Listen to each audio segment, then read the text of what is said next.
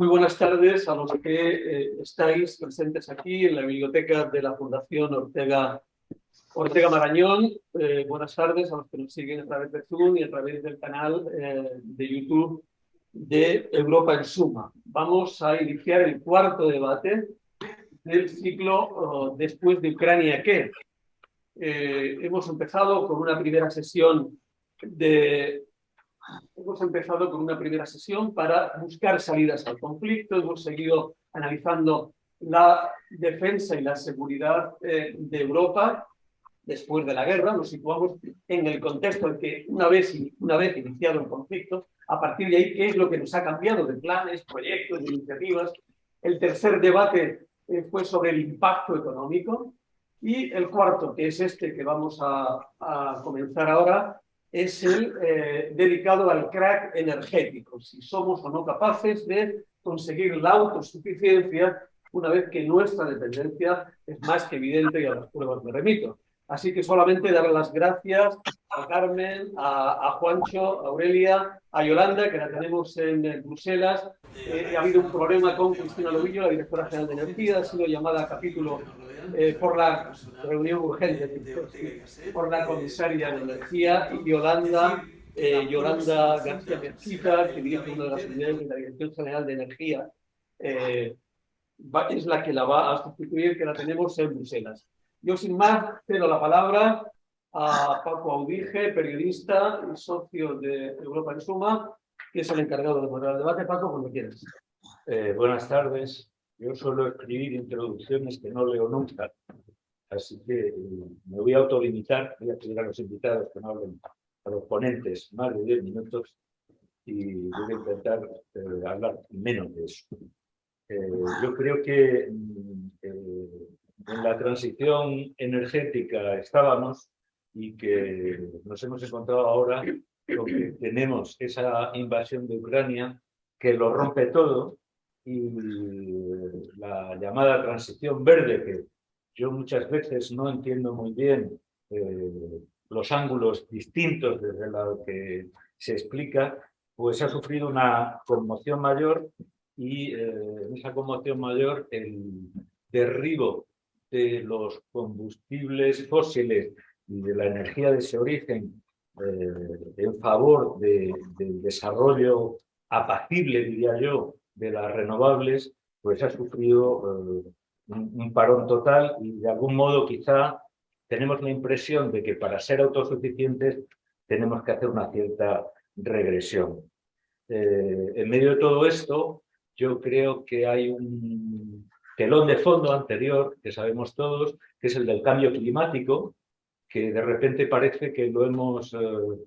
yo oigo mencionarlo en los últimos meses, después de la invasión, pero parece que lo hemos pasado a un limbo, donde las conferencias internacionales y los acuerdos internacionales de la COP26 y de las anteriores en Madrid y París, los objetivos parecen diluirse un poco, y se explican de tal modo que parecen difícilmente combinables con esa autosuficiencia energética a la que aspira la Unión Europea. Hay estos días, antes de venir aquí, procuraba leer noticias de las semanas anteriores, y iba anotando frases, y una de las que anoté es: las petroleras respiran. No sé si nosotros vamos a respirar mejor, pero las petroleras parece que respiran o recuperan un poco su respiración anterior. La guerra ha suspendido todo, es evidente, y conceptos como la seguridad energética parecen difíciles de alcanzar, incluso para la Unión Europea. Nos preguntamos siempre si eso es coyuntural. Al principio de la invasión parecía que sí, todos pensábamos, creo que nos habíamos creído la declaración de Putin de que no era una guerra y era una operación especial, que era coyuntural. Ahora vemos que no es así, que no es un paréntesis, y en medio de eso hay naturalmente una agitación de todos los actores que intervienen, sociales, empresariales, medioambientales, cada uno desde su punto de vista y parece que es difícilmente compatible lograr acuerdos en ese contexto de conflicto en esta época en donde todos son megaproyectos. Yo muchas veces me pregunto si no hay manera de implicar a la sociedad de tal manera que verdaderamente seamos autosuficientes de mejor manera. Leo menos, también leo que la pelea por la autosuficiencia energética es también una pelea por los equilibrios no solo medioambientales, sino por los equilibrios sociales. Yo creo que también es un tema que a tener en cuenta cuando hablamos del desarrollo de las renovables. Por mi parte no diría mucho más. Yo he tomado una serie de notas en las que me he limitado a anotar casi palabras sobre las restricciones progresivas, las restricciones por las sanciones y por los motivos que todos conocemos de la disminución de la importancia y de la importación del gas ruso hacia Europa, el cómo vamos sustituyendo eso, cómo vamos reconsiderando elementos de apoyo energético como es el gas licuado, cómo sustituimos un comercio hacia el este por el comercio interatlántico con buques metaneros, cómo países como España, que parecían estar bien situados para hacer de puente en el transporte de ese gas del sur hacia el norte, ahora de repente se encuentra también con un problema Argelia, que era el suministrador esperado. Yo creo que todo eso cabe desde distintas perspectivas. Yo me termino con dos preguntas sencillas. Una es, ¿de verdad es posible alcanzar la autosuficiencia en la Unión Europea? Y segundo, ¿la guerra es suficiente para que nos planteemos una vuelta atrás en temas como la consideración de la energía nuclear como verde? Y nada más. Doy la palabra por este orden, en primer lugar a Carmen Becerril. Tengo aquí una nota, pero casi preferiría que te presentaras tú misma, Carmen. Muy bien. Pues muchas gracias, Paco, muchas gracias a Europa Suma por darme la oportunidad de estar aquí con todos ustedes, saludar a los que están en la sala y también a los que están conectados por streaming. Mi nombre es Carmen Becerril, en este momento soy presidenta del operador del mercado de electricidad, que últimamente tiene cierto protagonismo, no siempre para bien, he de decir. Probablemente también porque creo que tampoco se transmite adecuadamente realmente cuál es nuestra función. Algo intentaré hacer a favor de ello en este momento. Y decir que me parece extremadamente interesante el planteamiento de una jornada como esta, pensando en qué pasa después de Ucrania, teniendo en cuenta que cuando hablamos de aspectos energéticos, los tiempos probablemente sean un poco distintos que cuando estamos hablando de otro tipo de energía. Por lo tanto, tenemos que ir a hacer un análisis, por un lado, de corto o medio plazo y, por supuesto, otro análisis de más largo plazo. Quería ilustrar mi presentación con algunas referencias que creo que pueden ayudar también a entender cuál es la situación en la que nos estamos encontrando en este momento. Cuando se habla de política energética siempre se utiliza tradicionalmente tres elementos que siempre tienen que estar presentes. Un primer elemento es el equilibrio medioambiental de los recursos energéticos. Un segundo elemento, no por orden de importancia, sino tres elementos. Uno es el aspecto medioambiental, un segundo elemento es cómo la energía colabora a la competitividad económica de los países, un tercer elemento es la seguridad de suministro. Y si echamos la vista atrás y miramos los últimos 40 años, lo que vemos es que cada uno de estos elementos ha ido cogiendo un peso relativo diferente en función precisamente de las coyunturas a las que nos podemos referir. Seguro que Aurelia, además, puede ilustrarnos mucho mejor sobre estos aspectos, pero no olvidemos, por ejemplo, que en el año 74, la primera crisis del petróleo, la guerra del Yom Kippur, pues puso en el foco precisamente la debilidad de la seguridad del suministro. Y en el concierto internacional se adoptan toda una serie de medidas precisamente enfocadas a la seguridad del suministro. Ha habido otros momentos en que el concepto competitividad económica ha sido el prioritario. A finales del siglo XX, principios del siglo XXI, se plantean todos los movimientos de liberalización dentro del entorno energético, precisamente intentando que esa fuera dar respuesta a esa competitividad a partir de unos modelos energéticos. Y también a finales del siglo XX y principios del XXI, y sobre todo durante los 20 años que llevamos del siglo XXI, el aspecto ambiental ha cobrado una importancia muy relevante, hasta tal punto que todos debatimos sobre esta transición energética, las renovables, etcétera. Y de la noche a la mañana, la invasión de Ucrania nos pone de nuevo a alterar el juego de estos tres elementos y volvemos otra vez a debatir sobre la seguridad del suministro. Evidentemente, cada vez que se plantea un movimiento de este tipo, lo primero que se hace es mirar a ver cuál es la situación, la respuesta tecnológica que podemos llegar a tener.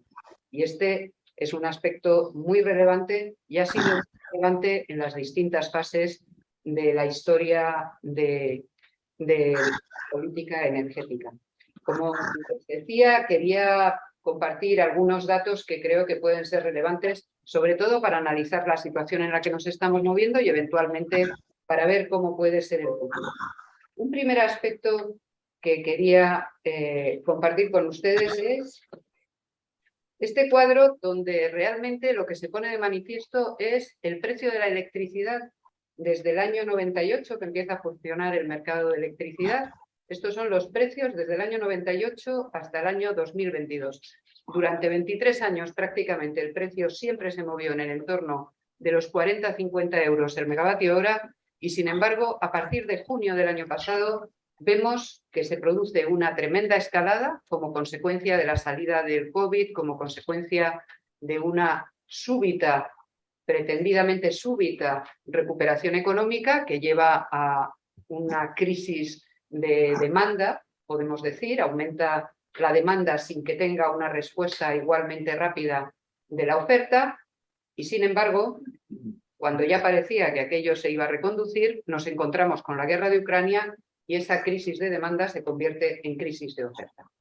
Y da lugar a ese pico que vemos en el extremo, que lo que pone de manifiesto es lo anómalo de la situación que estamos viviendo. 20 años manejándonos en un entorno más o menos permanente de precios y de repente nos encontramos con esta situación. Y durante todo este periodo, pues quería también mostrarles estas gráficas porque es la evolución de la capacidad instalada en energía eólica y en energía fotovoltaica. Antes decía que a principios del siglo XXI, y a finales del siglo XX, comienza digamos, el compromiso con las energías renovables, con el concepto medioambiental de la energía, y hay una apuesta a renovables a distintos niveles, pero que se empieza a estar presente de manera constante en las políticas energéticas. Y aquí lo que podemos ver es qué ha pasado en España durante todos estos años. Particularmente vemos cómo la fotovoltaica en el último periodo, como consecuencia en buena medida del desarrollo tecnológico, ha tenido un crecimiento muy importante. Sin embargo, ¿cuál es nuestra realidad? Pues esto es el consumo de energía primaria, o sea, qué energía estamos consumiendo para atender las necesidades de la sociedad española, de la economía española, etcétera. Estos son los datos los últimos datos publicados de energía primaria, que son del 2019, y como podemos ver, prácticamente el 40% de la energía en España sigue teniendo origen en los productos petrolíferos. El 25%, 24,5% aparece ahí, sigue siendo gas natural, y en el conjunto El peso de las renovables es discreto, con ese 14,3. Pero como decía, esto es toda la energía que se consume en España. Lo que se consume para producir electricidad, lo que consumimos en vehículos, lo que consumimos en procesos industriales, etc.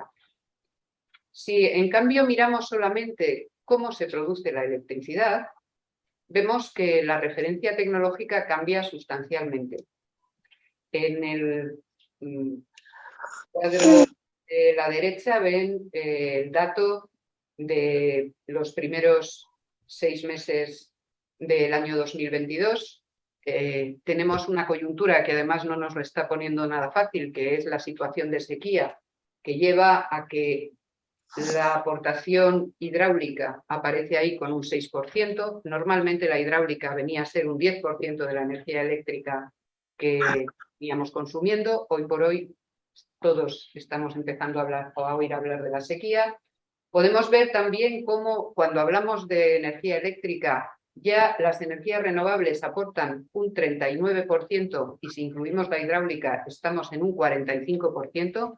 Quiere decir que el 45% de la energía eléctrica que consumimos tiene origen renovable, pero sin embargo también podemos ver que el 21% es carbón o gas. Es decir, todavía nos queda mucho. Yo doy un aviso a los 8 minutos. Pues vamos mal, vamos mal. Y esto es cuánta de esa energía que estamos consumiendo, incluyendo la energía nuclear, es energía libre de emisiones, 69%, y cuál se produce con emisiones de CO2, un 31%. Así que estamos en una situación complicada y permítanme, bueno, pues mal de muchos, pero y sigue la frase, ¿no? Consuelo de. Aquí lo que vemos es cómo la situación, la coyuntura que estamos viviendo afecta a España y cómo afecta también a Francia y a Alemania. La línea azul es los precios que en este momento hay en España. En el último medio mes se ha establecido ese límite al precio del gas y esa rayita discontinua es el precio equivalente que paga el consumidor español con esa medida. Los precios amarillo y naranja son los precios de Francia y de Alemania. Por lo tanto, la situación en Europa, siendo que nosotros estamos viviendo mucha tensión en los precios de la energía eléctrica, podemos ver cómo en los países relevantes como Francia y Alemania, y podríamos incluir muchos otros, también con un nivel de este tipo, pues es verdaderamente preocupante. Compartimos la problemática todos los países europeos. No hay ningún, digamos, la respuesta la tenemos que buscar todos juntos. Y sin embargo, como me va a decir Paco que tengo que acabar, sin embargo, voy a acabar dejando un mensaje, dejando 2 mensajes en positivo. En estos tiempos hay demasiados. 2 mensajes en positivo. Uno viene reflejado en este cuadro. Estas son las cotizaciones que tiene para el futuro la energía eléctrica en los mercados. También aquí, de nuevo, recogemos los datos de Francia, los datos de Alemania y en verde los datos de España. Como se puede observar, todos los periodos considerados tienen para España y para la península ibérica precios eléctricos sustancialmente más bajos que para el resto de los países.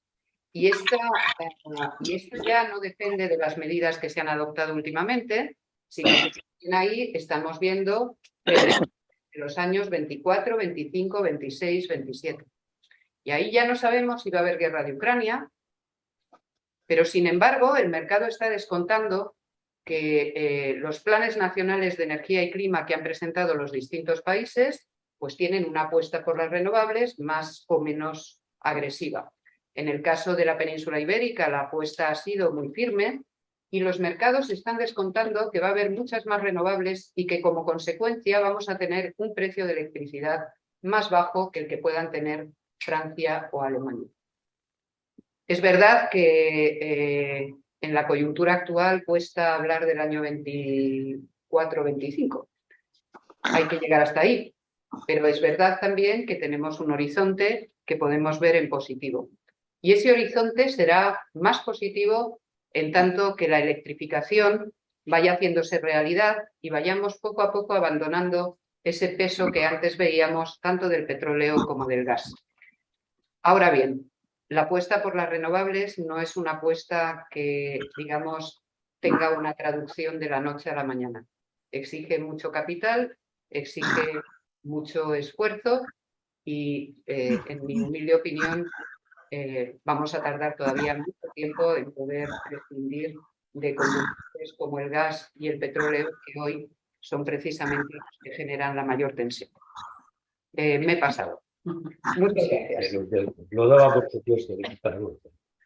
Con una rápida introducción, yo soy diputado de Unidas Podemos, del partido de Unidas Podemos, que es Alianza Verde, vengo del mundo ecologista, soy director de Greenpeace y en la actualidad soy presidente de la Comisión de Transición Ecológica y Reto Demográfico, que somos quienes más o menos tramitamos en la medida en que podemos las leyes y decretos que se están poniendo en marcha.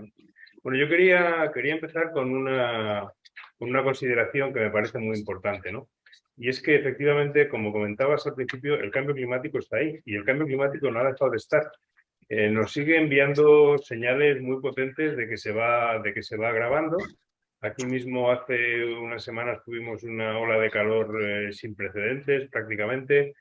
Hace unos días vivimos en Italia la fractura de los Alpes italianos, la fractura de un glaciar que tuvo además consecuencias pues, humanas terribles porque murieron no sé si 8 o 10 personas. Y de alguna manera el cambio climático no ha dejado de estar. Y entonces llega el COVID-19 y dejamos de hablar de cambio climático porque estamos con la pandemia, llega la guerra de Ucrania y entonces ya no interesa hablar de cambio climático porque hay que hablar de otra cosa. Y bueno, parafraseando a John Lennon, el cambio climático es aquello que se va agravando mientras nosotros estamos pensando en otras cosas y creo que no puede ser porque lo que está en juego es la supervivencia y es el futuro, ¿no? En ese sentido, no cabe duda de que la invasión rusa de Ucrania nos ha puesto en una encrucijada en la que Europa debe decidir hacia dónde vamos en materia energética. Hoy se ha dado un paso que yo considero muy preocupante y muy negativo, que ha sido esa ratificación por parte del Parlamento Europeo de la calificación de la energía nuclear y el gas como energías verdes. Lo considero que es muy preocupante porque precisamente si estamos hablando de hacia dónde debe ir la inversión y las señales que se están mandando a los inversores, pues no puede haber señal más negativa que apuntar hacia un combustible fósil como es el gas, que es parte del problema del cambio climático, o la energía nuclear, que no es ni mucho menos una forma de producción sostenible y que además, desde mi punto de vista, no tiene demasiado que aportar a la lucha contra el cambio climático, ¿no? Entonces, creo que la señal que se ha enviado es confusa y va en contra del camino que nosotros entendemos que se debe seguir en esta encrucijada de la que hablo, que es no frenar la transición hacia un modelo energético sostenible, al contrario, sino al contrario, acelerarlo, ¿no? Entonces, nosotros en ese sentido observamos con preocupación que, por ejemplo, en el debate político pues hay un intento real de frenar. Bueno, decía que hay una tendencia hacia ir hacia otro lado, ¿no? Yo creo que es un enorme error. Creo que al contrario, la guerra de Ucrania nos debe llevar a fortalecer, impulsar digamos, el avance hacia la transición energética, ¿no? Los datos que ha dado Carmen son los datos reales, ¿no? Lo que pasa es que frente a la realidad, pues podemos simplemente asumir que la realidad es la que es y por lo tanto, pues estamos ahí. Y hay otra forma de reaccionar ante ella que es, bueno, tenemos que acelerar los cambios, ¿no? Yo recuerdo, y muchas veces lo comento, cuando en el año 2007, cuando yo era director de Greenpeace, yo creo que entonces eras directora general de energía o por ahí andabas, nosotros presentamos el informe España 100% renovables, 2007. Yo estaba en Acciona, de presidenta de Acciona Energía. Bueno, Creo que ahí colaboramos. efectivamente. Bueno, el caso es que cuando presentamos aquel informe en el que por primera vez se hablaba de que España podía ser autosuficiente, pero autosuficiente con un modelo basado en las fuentes renovables, bueno, las críticas fueron brutales, ¿no? Estos están, vamos, se nos llamó de todo, ¿no? Estos están locos, esto es imposible, las energías renovables no sirven. Hoy en día estamos en un escenario que ha avanzado mucho desde entonces. Ese escenario de ir a un 100% en energías renovables se ha consolidado y está plasmado en la propia ley, en la ley de cambio climático, está plasmado en el Plan Nacional de Energía y Clima y, por lo tanto, en gran medida es cuestión de voluntad política y de impulsar esas soluciones, ¿no? Y yo creo que es importante dar ese impulso. Leía el otro día que, por ejemplo, dentro de los países europeos, pues Dinamarca se plantea multiplicar por 4 su generación eólica y solar. Ya es uno de los países que tiene más energías renovables, ¿no? Multiplicar por 5 la eólica marina.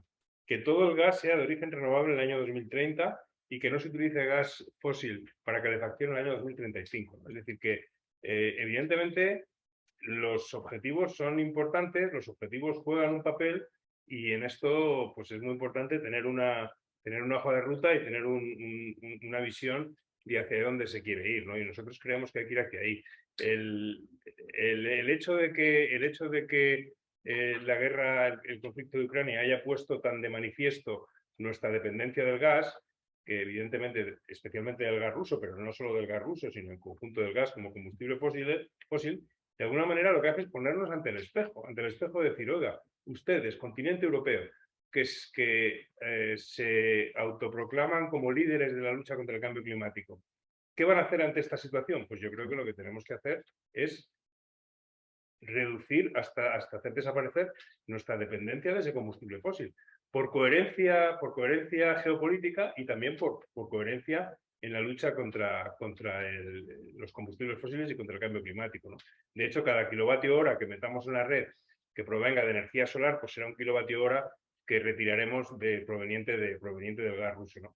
Yo sé que esto es fácil de decir y difícil de hacer. Evidentemente hacerlo es complejo, ¿no? Pero insisto en que, desde luego, en nuestro país se van dando pasos en ese sentido, ¿no?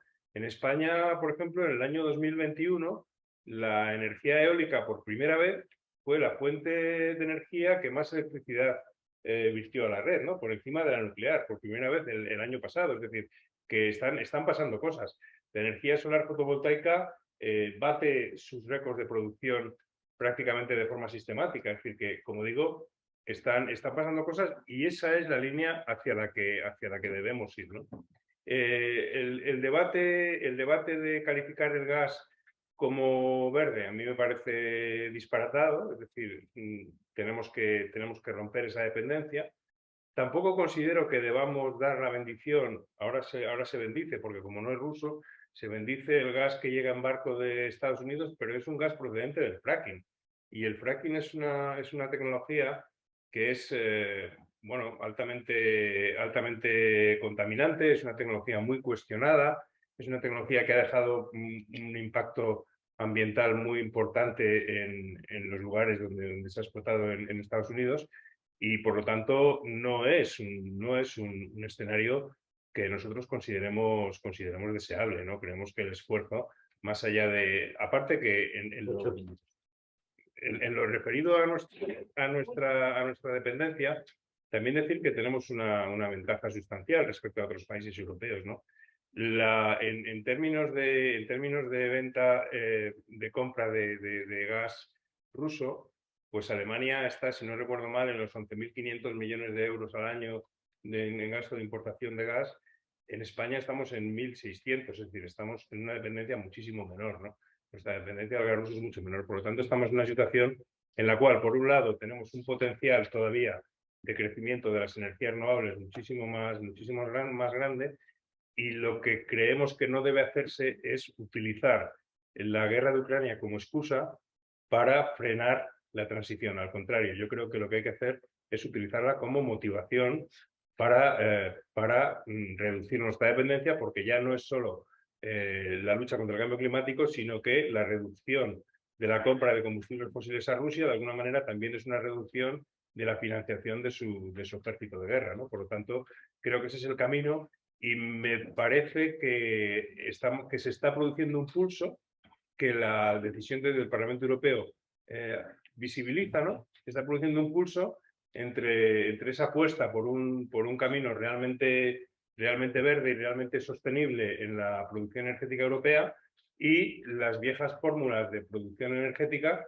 que no nos van a sacar del problema y que siguen generando la misma problemática, ¿no? Luego hay otro tema que no me da tiempo a tratar, que quería tratar, que es el tema de la organización del mercado eléctrico y en concreto del oligopolio eléctrico y la influencia que el oligopolio tiene en la conformación de las políticas y también en la conformación de los precios, ¿no? Que creo que es un elemento que desde nuestro punto de vista requiere de que en España haya una presencia pública mucho mayor en ese sector. Nosotros lo decimos a través de la creación de una empresa pública de energía, pero creemos que de una manera u otra no puede ser que mientras la situación de los consumidores, especialmente los más vulnerables, es dramática por la subida de los precios, las grandes eléctricas se estén beneficiando de todo ello, ¿no? Pero bueno, luego en el debate seguro que nos da para todo. Gracias. Yo me gustaría no dejar que en Bruselas esperaran más y que intervenga ahora Yolanda García Mezquita, es la número 2 de la Dirección General de la Energía, y creo que está Yolanda.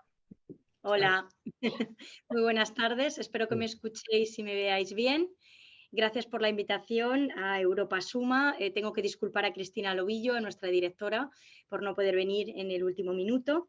Soy... Yolanda, sí, ahí, ¿no? Porque no se la distingue. Es esta pantalla la que va aquí, ¿no? Bueno, ya que he visto que eres estricto, Paco, con los horarios, así que voy a tratar de no alargarme mucho. ¿Puedo seguir hablando mientras...? Sí. Ah, vale, fenomenal. Bueno, yo creo que se han mencionado muchos temas importantes y yo quiero empezar diciendo que la Unión Europea fue el primero que suscribió el Acuerdo de París en 2015, demostrando claramente una apuesta por la lucha contra el cambio climático, que no solo era unos buenos deseos, sino que se materializó con la ley climática, como ha mencionado Juancho, que es una clara objetivo para descarbonizar nuestra economía europea en 2050, con un objetivo intermedio en el 2030 de reducir las emisiones de efecto invernadero al menos un 55% con respecto a 1990. No solo es una declaración de intenciones, es ley. Es decir, es de obligado cumplimiento para los 27 Estados miembros. Y yo creo que esto es importante recalcarlo. Para hacer esto, claramente hay que ponerlo en marcha, hay que instrumentalizarlo, hay que hacerlo operacional. Y la Comisión Europea publicó el año pasado el llamado paquete para el 55%, en el que se pone una serie de propuestas legislativas para que realmente esto que decimos, lucha contra el cambio climático, se haga a través de acciones concretas. ¿Y por qué la energía? Porque el 75% de las emisiones de efecto invernadero vienen o bien de la producción de energía o bien del consumo de energía. Así que cualquier cosa que hagamos para descarbonizar nuestra economía pasa por la energía. Yo creo que este es un punto también importante.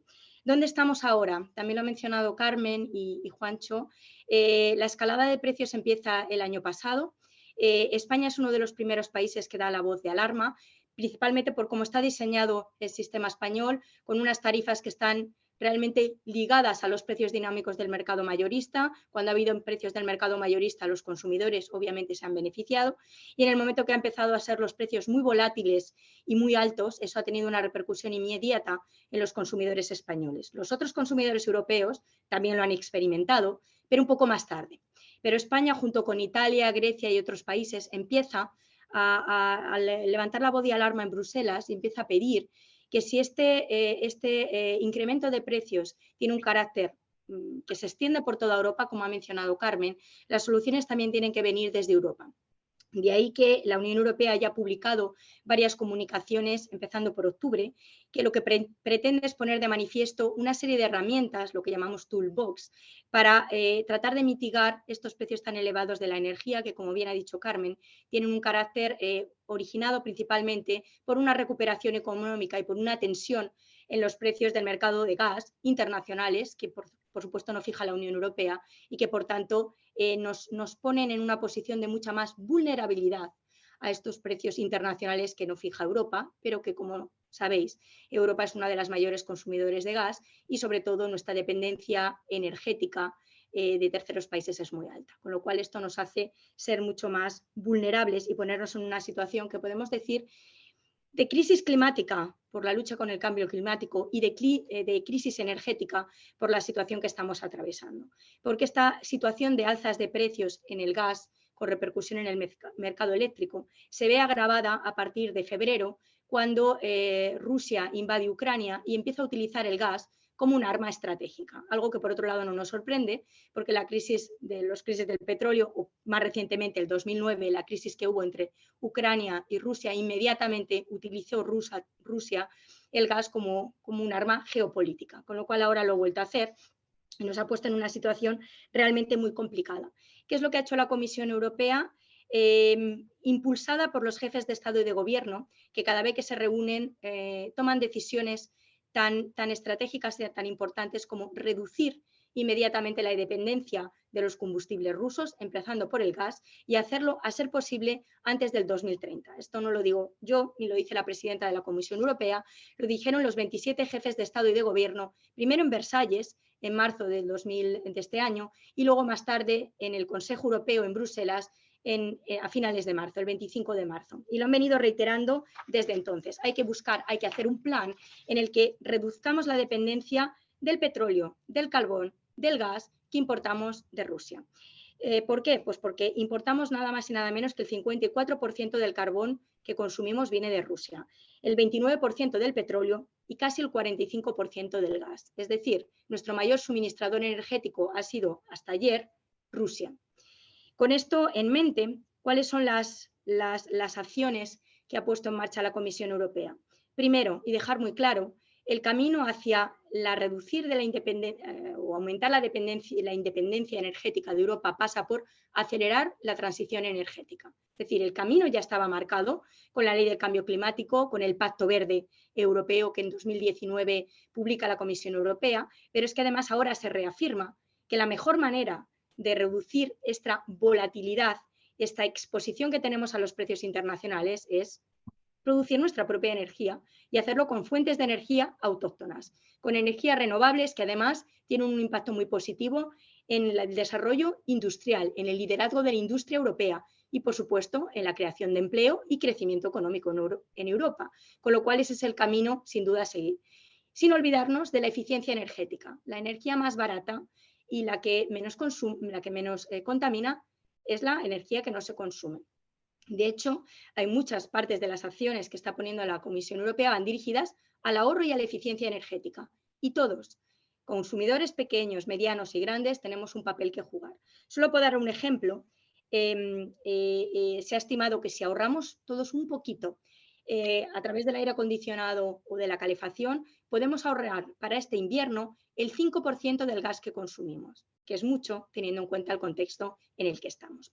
Solo por institucionalizar, que es lo que ha hecho la Comisión Europea, ha publicado en el 18 de mayo el llamado paquete Repower EU, en el que tiene concretamente 3 objetivos. 1, acelerar la transición energética. 2, diversificar los suministros de gas, porque sí o sí tenemos que consumir gas en el corto plazo para este invierno. Tenemos que sobrevivir con gas, no podemos sustituirlo inmediatamente por energías renovables o ahorrar tanto que no consumiéramos ese gas que de otra manera consumiríamos.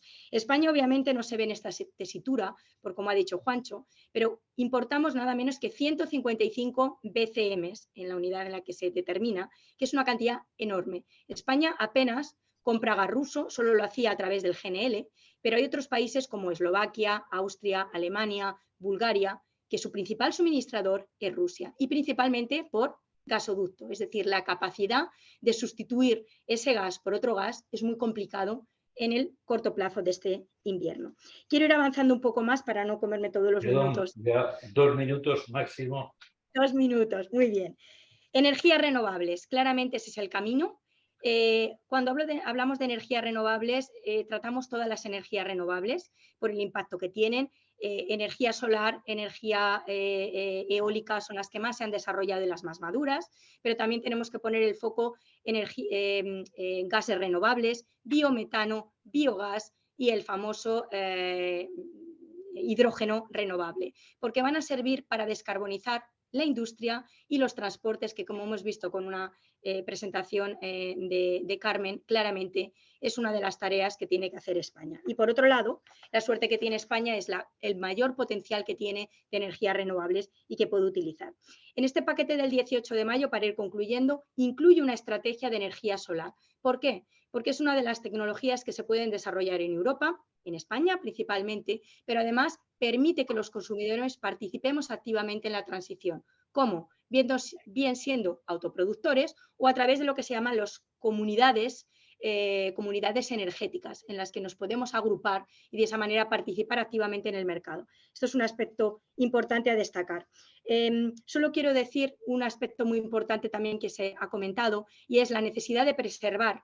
Hay que desarrollar renovables, pero preservar nuestra biodiversidad. De tal manera que hay que facilitar también el equilibrio con la naturaleza, y esto es importante y así se ve. Y se ha hecho el foco también en uno de los mayores obstáculos que encuentran las renovables en Europa, que son los permisos. Y este paquete del 18 de mayo incluye una serie de propuestas legislativas para acelerar y simplificar los permisos administrativos. Solo quiero acabar con un tema importante, que son los fondos europeos y la capacidad que tienen estos fondos europeos de dinamizar y atraer inversión hacia áreas y sectores que pueden contribuir a la descarbonización de nuestra economía. El famoso plan de recuperación, del que España va a recibir nada más y nada menos que 69.000 millones de euros en subvenciones, es decir, que no tienen que pagar, y que tenía como un objetivo principal que al menos el 37% de esos fondos vayan destinadas a la lucha contra el cambio climático. España no solo ha diseñado un buen plan, sino que más del 40% está diseñado a acciones contra el cambio climático. ¿Y a dónde van? Fundamentalmente van al desarrollo de energías renovables, a su integración en el mercado y, muy importante, a la eficiencia energética y principalmente a la renovación de los edificios, porque más del 40% del consumo de energía se hace en los edificios. No solo esto tiene un efecto importante para reducir la energía, sino para luchar contra la pobreza energética, que es un aspecto muy importante en España, pero también en otras regiones. Solo quiero cerrar con esto, la importancia del momento en el que nos encontramos ahora mismo. La guerra obviamente tiene unas connotaciones dramáticas que no tengo que dar ningún detalle adicional, pero sí verlo como una oportunidad para impulsar aún más esta transformación energética que ya se había iniciado y para dar aún más argumentos de peso. De la seguridad energética es un pilar fundamental, como ha dicho Carmen, la necesidad de competir en mercados internacionales y que la energía sea un aspecto de competitividad es esencial, la affordabilidad es esencial y por lo tanto tenemos que fijarnos en estos 3 objetivos que ha dicho Carmen. Ser sostenible. Por favor. Sí, yo creo que solo recargar lo que dijo Carmen, ser sostenibles, tener un precio de la energía que nos haga competitivos y a los consumidores, por tanto, que les permita tener una electricidad y una energía a un precio que sea asequible y, por tanto, la seguridad de suministro, que es básico. Muchísimas gracias. Gracias. Bueno, pues para terminar con los ponentes, la profesora Mañé Estrada, que es una especialista en mercados de la energía internacionales y que, aunque nos hemos referido a la excepción ibérica y a cosas más cercanas, quizá también puede decir algo sobre eso. Muy bien. Pues muchas gracias. Pues en primer lugar, bueno, agradecer a Europa en Suma por haberme invitado aquí, por estar en la Fundación Ortega de Gasset y siendo de Reus, pues por estar en la calle Fortuny con ñ, no con N-Y, con ñ. Dicho esto, hecho la broma, bueno, la ventaja o el inconveniente, hablar la última, es que ya tienes como muchas cosas para responder y algunas para matizar. Y bueno, yo me había preparado un poco escuchando lo que habías puesto en este vídeo de YouTube, las tres preguntas. pero sí que quiero hacer una reflexión previa a raíz de lo que se ha ido diciendo. Bueno, claro, hemos hablado mucho de autonomía, de dependencia, etcétera, ¿no? Y esto me trae un poco más que de mercados internacionales, un poco yo lo que hago es economía política de la energía, es decir, las relaciones de poder que como relaciones sociales están detrás de la energía, ¿no? Entonces, también un poco de lo que hemos hablado menos aquí hoy, y voy a un poco a introducir esto, que tiene que ver también con el triángulo del que hablaba Carmen. Ese triángulo es cierto que existe, pero ese triángulo ocurre en un contexto. Y ese contexto, que es ese de las relaciones de poder, es el que acaba un poco definiendo qué es la dependencia o qué es la seguridad energética y qué es los costes y la competitividad, porque al final la competitividad es una cosa relativa, por lo tanto, no es tanto si los precios son bajos o altos, sino para quién son altos y para quién son bajos y en relación a qué, ¿no? Entonces, ese es el contexto un poco en el que nos estamos moviendo. Entonces, un poco la idea de autonomía, aquí no tenemos tiempo porque tampoco a lo mejor es la cuestión del debate, pero sí que es cierto que al final esa autonomía depende mucho de las relaciones de poder en las que estamos inmersos. Como un ejemplo muy claro, es decir, somos dependientes del gas ruso y Francia no es dependiente del uranio, cuando en realidad Francia no es un gran productor de uranio. Francia importa uranio de Níger, importa uranio de Kazajstán, importa uranio de Rusia, y por tanto, digamos, pues ahí nunca lo hablamos en términos de dependencia. ¿Por qué? Porque hay una relación que permite que Francia en ese sentido se sienta autónoma, ¿no? Entonces, bueno, dicho esto, que era algo que dejo aquí, lanzo para el debate, en todo caso, para después, pues de las tres cuestiones que habías planteado en ese vídeo, era si dependíamos del gas ruso, si podíamos seguir dependiendo del gas ruso, si estábamos en una situación similar a la 73 y si íbamos en la Unión Europea a regresar al carbón y al nuevo modelo nuclear. Bueno, la pregunta, ¿seguiremos dependiendo del gas ruso? Pues en realidad, bueno, pues un poco hay que verlo. A ver, si hablamos de cuánto estamos importando desde Rusia, estamos importando, bueno, en España poquísimo, pero efectivamente en la Unión Europea, pues unos 100 BCM. 100 BCM es mucho, es muchísimo. Y por tanto, lo digo así de claro, en este momento no hay capacidad para sustituir esto en el mercado, ¿vale? Otra cosa es que coyunturalmente los Estados Unidos o los productores de gas de Estados Unidos, seamos correctos, dicen que podrán suministrar 50 BCM de gas, pero 50 BCM de gas, suponiendo que fuera así, solo sería la mitad de lo que se está importando desde Rusia. Entonces, la cuestión es que para que esto pudiera ser, tendríamos que poner en explotación pues muchos yacimientos de gas de esquisto, de gas no convencional, de shale gas, en Argelia, en Estados Unidos, en otros sitios, y que por tanto ahí estamos ya entrando en otra dimensión. Una dimensión que ya se ha apuntado aquí. Para empezar, es un gas altamente contaminante, no solo por la forma en la que se extrae, sino porque ese gas llega a Europa a través de metaneros, que también son, ya solo el transporte es mucho más contaminante que un gas serio. Por otra parte, es un gas que no es sostenible, no solo que no sea sostenible ambientalmente, es que no es sostenible su producción a largo plazo, porque la diferencia entre el gas de una bolsa de gas en Rusia y del gas de esquisto en Estados Unidos es que el gas lo vas sacando a trocitos y cuando eso que has sacado ya no queda más, tienes que sacar el siguiente. Por tanto, eso es muy costoso, es territorialmente muy invasivo y cuando se acaba, se acaba. Y por tanto tampoco parece que eso sea sostenible.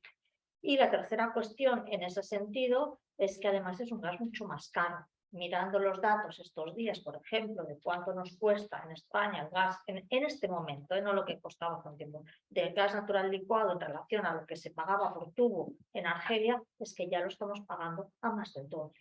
Y por tanto es algo que efectivamente encarecerá muchísimo las cosas. Dicho esto, para mí, ¿qué es lo que está ocurriendo? Pues lo que está ocurriendo porque efectivamente sí que hay una tendencia a la sustitución del gas ruso y en mayor, en el sentido de más amplia medida, el gas por tierra, es que nos estamos yendo, y de hecho eso es lo que dicen las estadísticas, si hablamos de estadísticas he traído los datos, pero que ya hace mucho tiempo se está en el mercado internacional negociando más gas natural licuado que gas que viene por tubo, ¿vale? En realidad los dos son gases, simplemente uno lo conviertes en líquido y luego lo regasificas y el otro nunca se convierte en líquido. Pero es muy distinta la forma como se comercializa el uno y el otro, porque uno va a un tubo, tienes que tener un tubo conectado, hay una continuidad territorial, y el otro lo conviertes en una mercancía que pones en un barco y que llevas a cualquier sitio. Y por tanto, lo que aquí se está jugando, y vuelvo un poco a las relaciones de poder, es toda una transformación de lo que es el comercio internacional del gas y por tanto de las relaciones de poder, ¿no?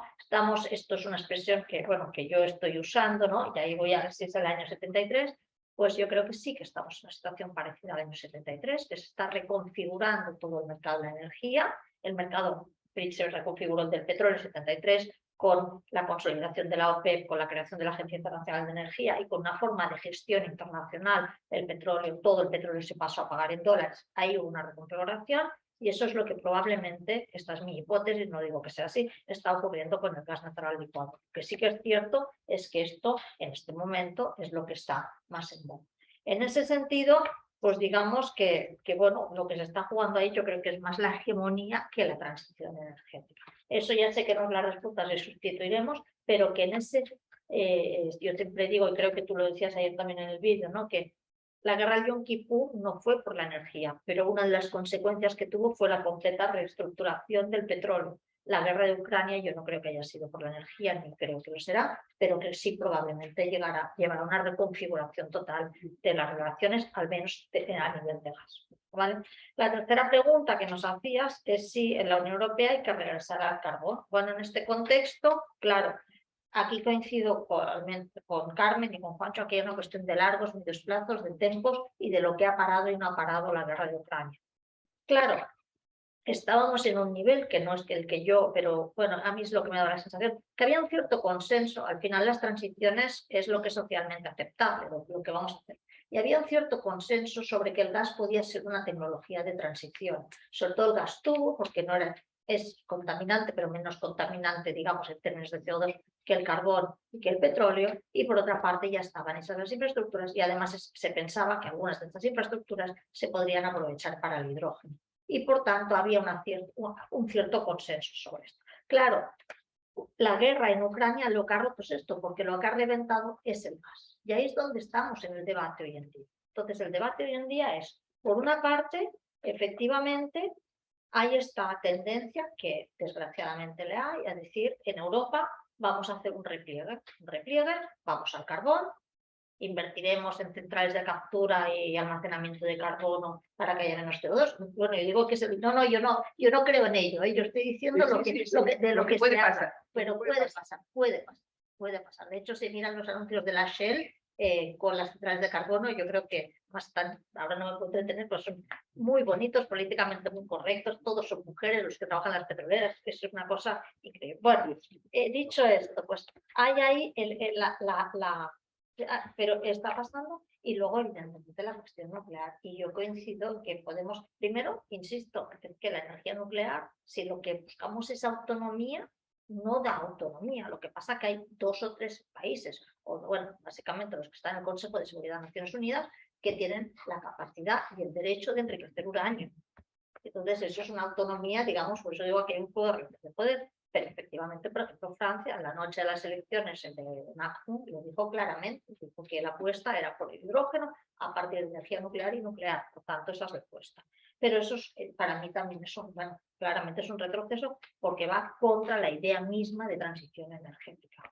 Entonces, ¿qué tenemos? Ya estoy acabando. ¿Qué tenemos? Pues una cuestión de que efectivamente hay una cuestión de tiempos y yo creo que lo que deberíamos es tener un minuto para pensar qué queremos hacer, porque aunque a mí no me gusta pensar esa idea que las crisis, que parece autoayuda, ¿no? Que las crisis son una oportunidad, pues efectivamente esto nos ha dado, decimos en catalán, una sacsejada muy fuerte y yo creo que es el momento de pensar cómo queremos hacer la transición energética, ¿no? Y entonces aquí sí que en Europa, pues bueno, la autonomía energética, hombre, la autonomía energética ya he dicho, es que depende de las relaciones de poder, de quién eres autónomo y de quién dependes, pero podemos decir que si pensamos en términos de suministro de fuente de energía primaria, pues efectivamente tenemos que hacer una apuesta por las renovables.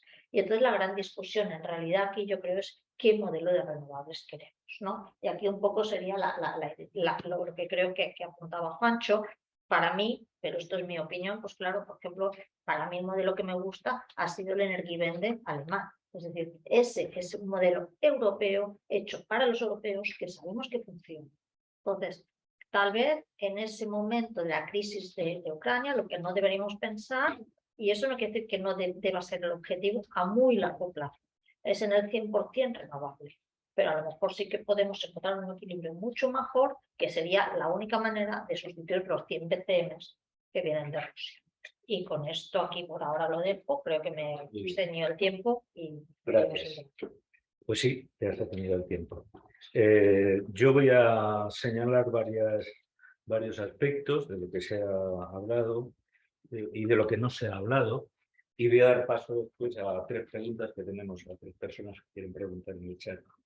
Me ha alegrado que Yolanda se refiriera a las comunidades energéticas, porque desde el punto de vista del ciudadano común, en un viaje que yo hago habitualmente de Extremadura, o en alguno que hice hace poco hacia la costa catalana, me llama la atención las mega instalaciones de aerogeneradores y de plantas fotovoltaicas que están adquiriendo unas dimensiones que empiezan a asustar, porque ocupan territorios inmensos. Y además yo siempre desde la COP de Madrid tiendo a analizar también cuando se habla de verde o de renovables, me doy cuenta de que no entendemos todos lo mismo, ni por verde ni por renovable. Voy a contar una anécdota. Iba a traer un titular de un periódico extremeño el otro día, porque el otro estuve confinado de nuevo por una explosión en una planta solar que hay cercana a Valdecaballeros, donde no se llegó a construir una central nuclear por la oposición de las poblaciones circundantes. Yo también tengo la idea, efectivamente, de que eso es un desarrollo verde, pero resulta que eso requiere el calentamiento de una serie de productos y de aceites hasta casi 400 grados. El otro día, a 10 kilómetros de mi segundo domicilio y de mi lugar de origen, hubo una explosión y las poblaciones de alrededor estuvieron confinadas durante la noche por los productos que generan. No quiero decir, cuento eso, que es una anécdota en realidad, que no se ha conocido quizá tanto en la información a nivel nacional, para decir, ojo, a veces las energías verdes. Hay un autor francés, que John Pitron, que tiene escrito un libro que yo recomiendo muchas veces, que es La cara oculta de las energías verdes. Para hacerlas hay que hacer proyectos mineros, hay que buscar tierras raras y otra serie de cosas. Así que a veces reducir la talla de esas megainstalaciones, buscar esas comunidades energéticas, quizás sea una modalidad. Como se ha citado varias veces la energía nuclear, vemos que el problema de los residuos no está resuelto. Me gustaría que se dijera algo de eso. Y dicho esto, que es un planteamiento para después, daría paso a las preguntas. Rafael Díaz Arias, que no sé si está disponible para preguntar o... La imagen lo veo, pero parece que... Rafa, si no puedo leer yo. es un socio de Europa en Suma, de los... Rafa sí está atendiendo ahora, a ver si puede abrir el micro y formular sus preguntas. Paco, no puedo hablar ahora. Lee tú la pregunta. Leo yo la pregunta. La lee Juan. A ver, aquí un momentito para que el micro lo pueda coger. Rafa pregunta, ¿no es necesario para pasar por unos sistemas de renovables descentralizados, por ejemplo, con fotovoltaicas en los tejados de las ciudades? Y hay una segunda pregunta que dice, ¿no son las renovables dependientes de industrias extractivas como el litio, el cobalto y los minerales raros? ¿Cómo se puede paliar ese impacto medioambiental negativo? Y no sé si se puede ver un poco más. Bueno, estas dos de Rafa, luego también puede haber preguntas en la sala. Claro. Vale. Bueno, teniendo en cuenta la última cuestión, que es sobre la minería, Juancho fue el diputado que precisamente presentó un proyecto de, no sé si de reforma o de nueva ley, no lo entendí muy bien, de la ley de minería vigente, que es de 1973, si no recuerdo mal, si nos puedes decir algo de eso, y los demás ponentes también añadir a continuación. Pues sí, efectivamente presentamos una propuesta de ley para modificar la ley de minas, porque la ley de minas es del año 73, entonces las concesionarias mineras tienen toda una serie de derechos del año 73, hay que recordar franquismo, ¿no? Franquismo y desarrollismo a tope, ¿no? Entonces nosotros lo que planteábamos eran cosas bastante sencillas y yo creo que asumibles, que van precisamente en la línea de lo que se ha planteado, es decir, puesto que se necesitan minerales, vamos a hacerlo de tal manera que dañe lo menos posible a nuestro medio ambiente, porque hay que tener en cuenta que una ley del año 73 pues no tiene en consideración elementos básicos de la legislación ambiental europea que se han desarrollado posteriormente y que España se une a la Unión Europea en el año 86, ¿no? Por ejemplo, nosotros planteábamos en nuestra modificación que las zonas de la red Natura 2000, las zonas protegidas, que automáticamente fueran excluidas de los proyectos mineros, ¿no? Igual que lo planteamos también con el tema de las renovables, ¿no? Bueno, yo es que creo que en gran parte aquí tenemos un problema de ordenación del territorio, ¿no? Es decir, las plantas solares no son un problema, no son problemáticas, no tienen por qué serlo, siempre y cuando se ordena el territorio adecuadamente y las zonas protegidas sean zonas protegidas y hay otros lugares donde se puedan ubicar, que yo creo que esto es fundamental, porque ya respondiendo al conjunto de los comentarios, ¿no? Al final la sociedad tiene que elegir, evidentemente todas las formas de producción energética tienen un impacto, ¿no? Lo que pasa es que hay algunos impactos más grandes que otros. Yo creo que el cambio climático es un impacto que es muy visible, lo que pasa es que desgraciadamente la relación causa-efecto muchas veces no se percibe, y entonces la gente dice, bueno, yo prefiero una planta de gas de ciclo combinado que una planta fotovoltaica, cuando la realidad es que el impacto del gas es mucho mayor, ¿no? O la nuclear, que no está ni mucho menos resuelto, por supuesto, el tema de los residuos, ¿no? Pero bueno, básicamente lo que nosotros planteábamos en nuestra propuesta era que el desarrollo de proyectos mineros fuera, digamos, se sometiera mucho más a la actual legislación ambiental que existe en la Unión Europea. Desgraciadamente no tuvimos el apoyo ni siquiera de nuestros socios en el gobierno, ¿no? Nos quedamos solos y perdimos la votación, lo cual creo que es un drama porque esa ley que deja las manos libres prácticamente a las empresas mineras y a las especuladoras, porque hay mucha especulación en el mundo de la minería, pues no se va a modificar, creo que me temo que en mucho tiempo, ¿no? Por lo tanto, creo que ha sido una mala noticia para nuestro país que no se haya aceptado la tramitación, porque lo que se plantea, si se aprueba, pues va a trámite y ahí se pueden plantear las enmiendas, pero no se aprueba. ¿Alguna puntualización sobre este tema? Bueno, yo creo que a nivel, incluso probablemente Yolanda pueda hacer algún comentario al respecto. Efectivamente, como dice Juancho, no hay producción de energía perfecta, siempre va a haber un impacto sobre el territorio y la cuestión está cómo se organiza. Por otra parte,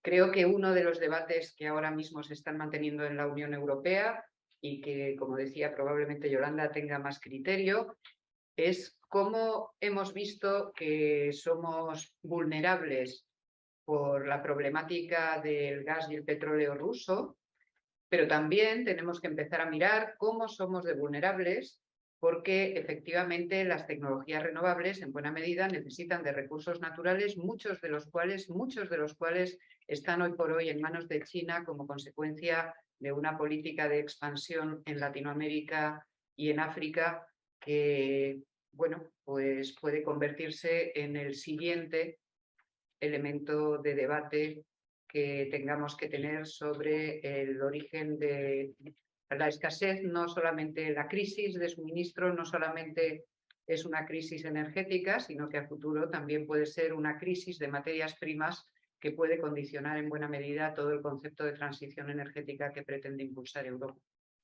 Yo invitaría a Yolanda, si está a que nos diga si se discute sobre una ley nacional, es que no hay un paraguas europeo, no hay una coordinación europea sobre el tema de los recursos. Pues me parece interesantísimo, pero yo quiero puntualizar, empezar por recordar que en el Tratado Fundamental hay un artículo en el que hace a los estados soberanos para que decidan su mix energético. Es decir, por eso tenemos países con mucha nuclear, países que no aceptan la nuclear y países que siguen teniendo mucho gas. Eso por poner un poco el contexto. Y que los 27 discuten en el Consejo la legislación, los reglamentos y las directivas que salen adelante. Es decir, que llegar a un consenso y avanzar en Europa se hace paso a paso.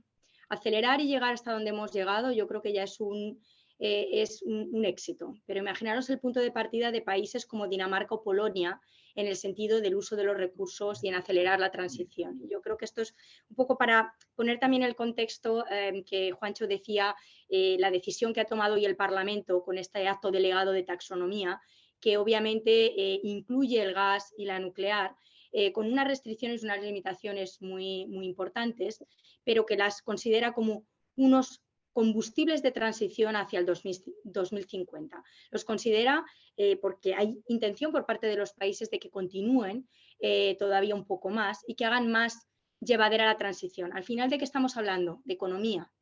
Pasar de lo que tenemos a todos renovables tiene un coste. ¿Estamos dispuestos a pagar ese precio de la energía?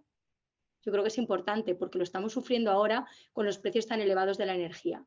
Entonces, yo creo que eso tiene un impacto importante en la economía europea, en la competitividad europea, en las pequeñas y medianas empresas y en los consumidores como nosotros. Yo creo por eso hay que avanzar poco a poco en este tema y desde la Unión Europea se está avanzando todo lo que se puede. Se están poniendo objetivos y targets para producir energía renovable del 40 al 45%. Que es mucho y solo se ha puesto al 45% y esto se ha negociado ahora o se ha propuesto en el Repower el 18 de mayo. Ya se estaba negociando una revisión de la directiva y ahora se ha aumentado el objetivo. Lo mismo en eficiencia energética. Hay que ser ambiciosos, pero también hay que ser realistas y ver la situación que tenemos. Y yo creo que eso nos hace un poco pensar tenemos que ser prudentes en el avance. Pasar de una dependencia a otra, pues esto se está mirando mucho, porque vamos a pasar a una dependencia del cobalto, del litio, de minerales raros, de materias raras, porque son las que están incluidas en la cadena de valor de las nuevas tecnologías, de las tecnologías limpias. ¿Cuándo nos hemos dado cuenta de lo importante que era esto? Durante la pandemia. China dejó de enviar materias primas y nos dimos cuenta que éramos vulnerables en las cadenas de producción de las renovables. O sea, que no solo es del gas y del petróleo, estamos sintiendo esta dependencia. ¿Y qué estamos haciendo?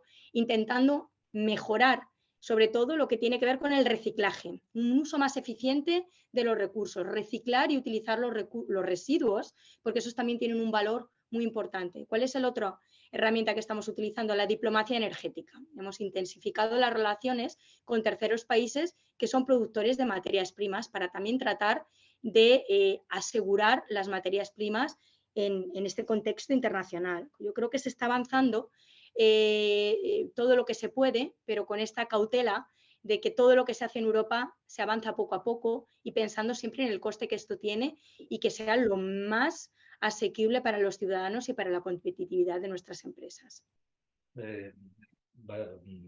Recuperando esas últimas palabras, no sé si Aurelia quiere decir algo. Bueno, tampoco sobre mucho la más de lo que democratización también bueno, de esa, no solo de la energía, sino de la manera de afrontar la extracción de materias primas también, muchas veces en el entorno, digamos, de la exploración de los recursos también en nuestro propio país tenemos muchos ejemplos en los que parece que yo diría que hay una concepción muy urbana y que en los lugares donde hay una cierta resistencia a extraer esos recursos muchas veces son los lugares más aislados donde se va. Entonces, a lo mejor también hay una deficiencia democrática en la manera de afrontar eso. Bueno, un poco iba por la misma, o sea, no quería añadir mucho más de lo que ya se había dicho, efectivamente, lo que sí que coincido que, vaya, en mi opinión, ahí sí que es que no hay energía limpia, energía segura 100% y que por tanto, efectivamente, eso es algo que también tenemos que saber, que pensar, y por eso yo he dicho al final, el modelo energético debería ser una elección social. Entonces, a partir de aquí puede ser esa elección más democrática o más autoritaria, pero de alguna manera eso es lo que está, ¿no? Entonces, lo que sí que es cierto que, claro, una cosa que también vivimos en un sistema, en una sociedad, en un sistema que es extremadamente extractivista, lo ha sido siempre, ¿no? Y yo, por ejemplo, en clase, a mis alumnos siempre les cito esa frase de Gibbons, que ya me la sé casi de memoria, ¿no? Cuando hablaba de que se acababa el carbón y le decían, pero bueno, hay sustitutos del carbón. Y decía, sí, hay el sol que mueve, que calienta, el viento que mueve nuestros molinos y tal. Dicen, pero esto tiene un problema, porque esto lo tiene todo el mundo, ¿no? Entonces, claro, allí también hay una tendencia a, digamos, alguna parte de la minería, etcétera, porque, claro, estamos replicando sistemas, digamos, un poco de control y de poder. Dicho esto, al final yo sí que creo que hay dos cuestiones. Hay una cuestión de escala. Siempre estamos pensando en megaproyectos. Los megaproyectos requieren mucho más y nos hacen mucho más vulnerables porque están mucho más concentrados, ¿vale? Por tanto, sí que yo creo que hay una cuestión de diversificación. Y esa cuestión, que lo podemos plantear con el mundo urbano versus el rural, pero lo podemos plantear también de un país frente a otro, yo creo que efectivamente, o sea, yo he dicho, para mí el ejemplo ideal en el contexto en el que estamos es el modelo alemán, porque es un modelo políticamente consensuado, es un modelo en el que hay acuerdos y es un modelo en el que sí que se acepta que hay un compromiso. Nadie tiene un problema en tener un aerogenerador si es un aerogenerador que saben que lo están usando, que hay una propiedad que es cooperativa o de otro tipo. Ahora no estoy tampoco a favor de uno u otro, pero que eso efectivamente facilita la transición y diversifica también el riesgo y por lo tanto probablemente la escala de lo que estamos extrayendo. Si todo se extrae de China, pues claro, tenemos un problema con China, si tiene que ser China. No sé si eso es lo que... Sí. Pero... yo plantearía, hay cuatro preguntas en la sala y otras en el chat. Introduciría alguna pregunta en la sala. Creo que el primero es Javier Sáenz, socio también de Local Suma.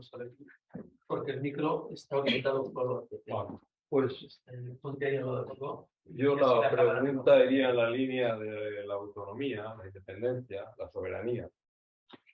Si realmente ustedes creen que dada la situación geoestratégica del mundo, eso es posible.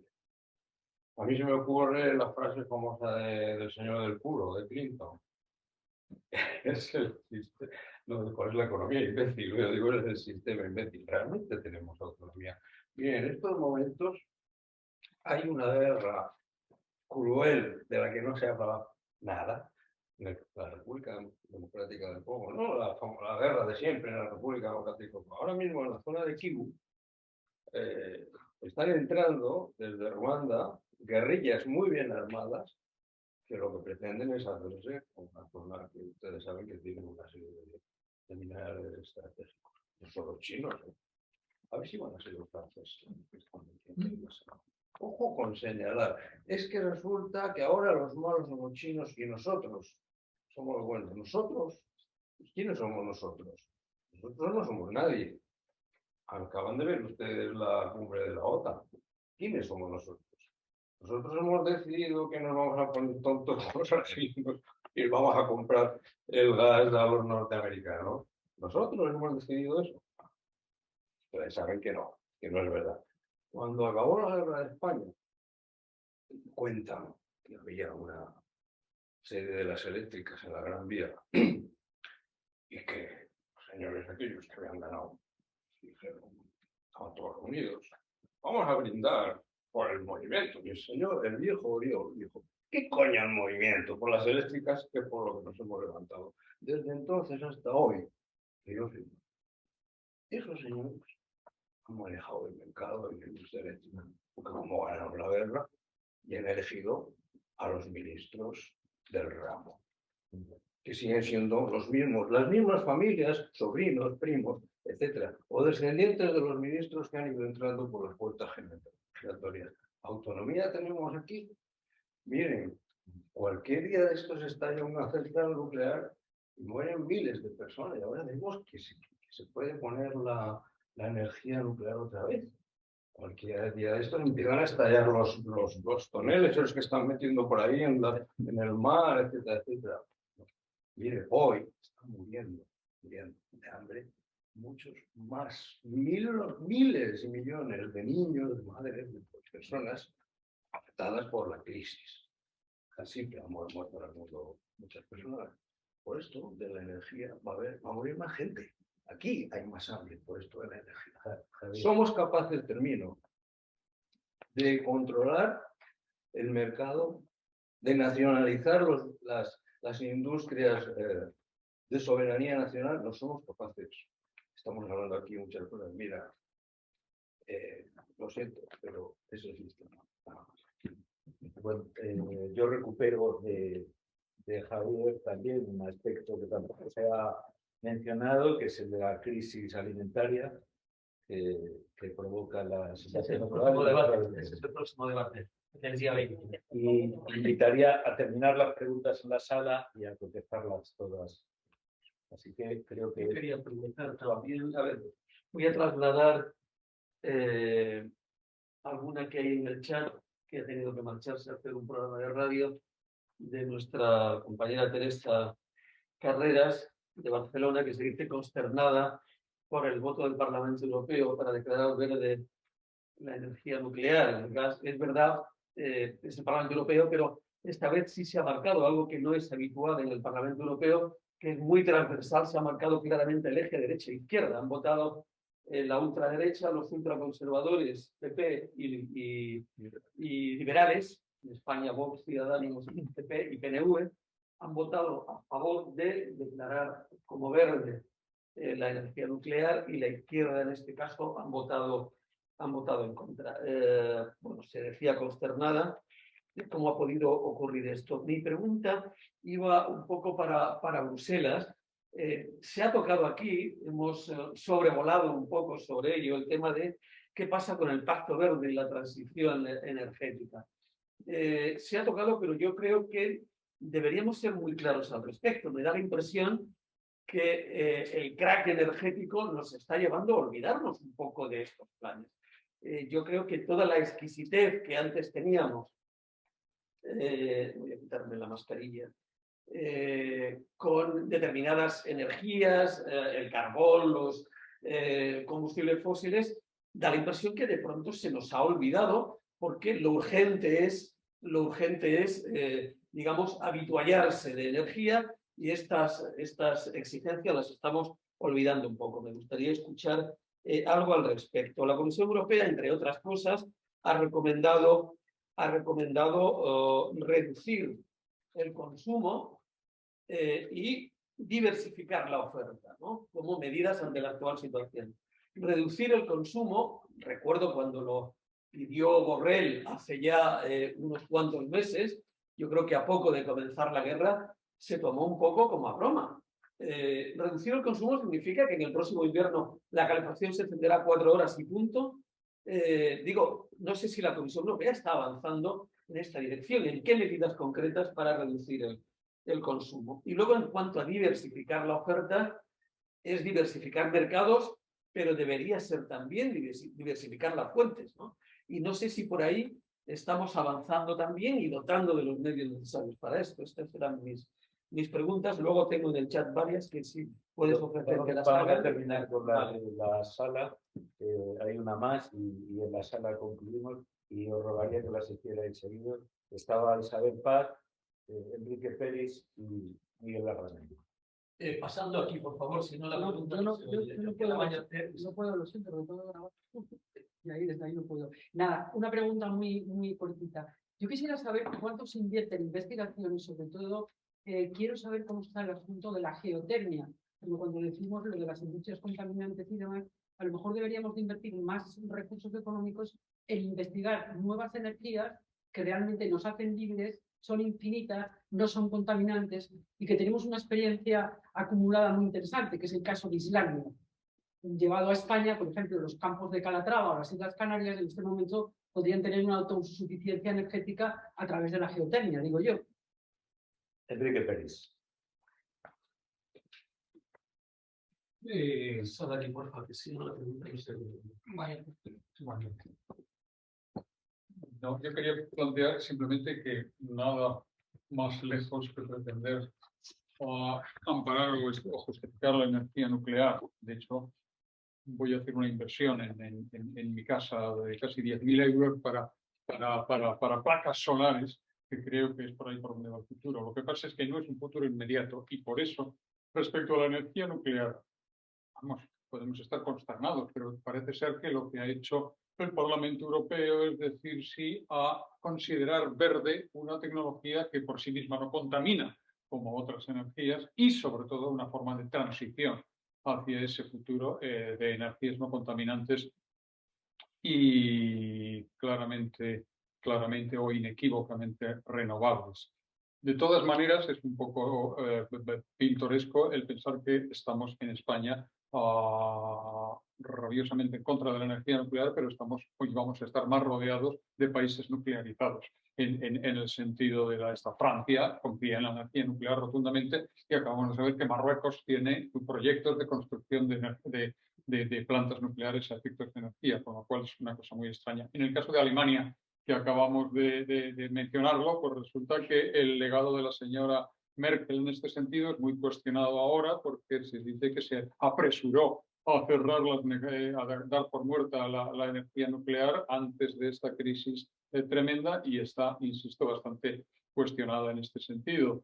Y se ha dicho que, bueno, todo fue a partir de Fukushima, que está claro que Fukushima fue un error de planteamiento porque aquello fue no un terremoto, sino un maremoto. Y está claro que las centrales nucleares no pueden estar, no deberían nunca estar cerca de escenarios tan azarosos como ese. De todas maneras, bien, está claro que hemos dicho que no a la energía nuclear hace muchísimo tiempo y toda una generación de ingenieros nucleares se tuvieron que buscar la vida trabajando para Inwico y otras empresas del Corte Inglés constantemente. Y bueno, simplemente es eso, ¿no? Que la consternación que hablábamos se supone que es solamente como una especie de transición, toda vez que lo más urgente es cumplir con los compromisos en cuanto a contaminación y en ese sentido la energía nuclear no contamina, sino que genera esos residuos indeseables que seguirán siendo.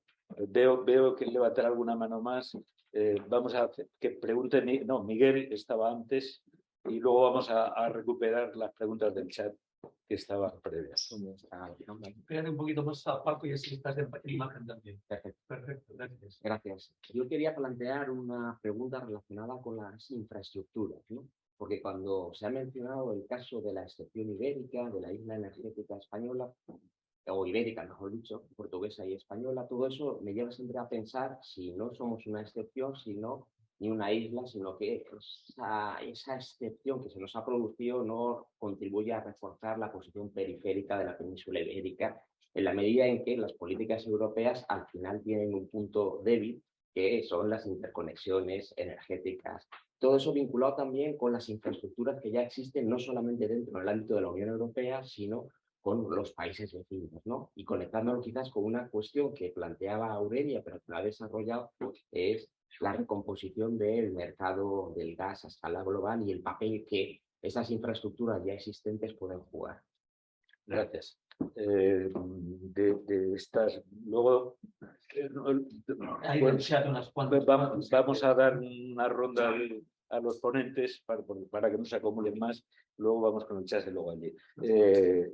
Carmen, a mí me ha intrigado la pregunta sobre las nuevas energías, la geotermia, y no sé si tienes algo que responder sobre el desarrollo de ese tipo de energías en España. La verdad que no por mi presente, un poquito por mi pasado, puedo hacer alguna consideración, pero no estoy ni mucho menos actualizada al respecto. La geotermia efectivamente pues es una de las energías renovables que siempre están en el portfolio de lo que se puede llegar a aprovechar como como un recurso infinito procedente del subsuelo, e Islandia es muy sugerente como cómo ha dado solución a su abastecimiento energético.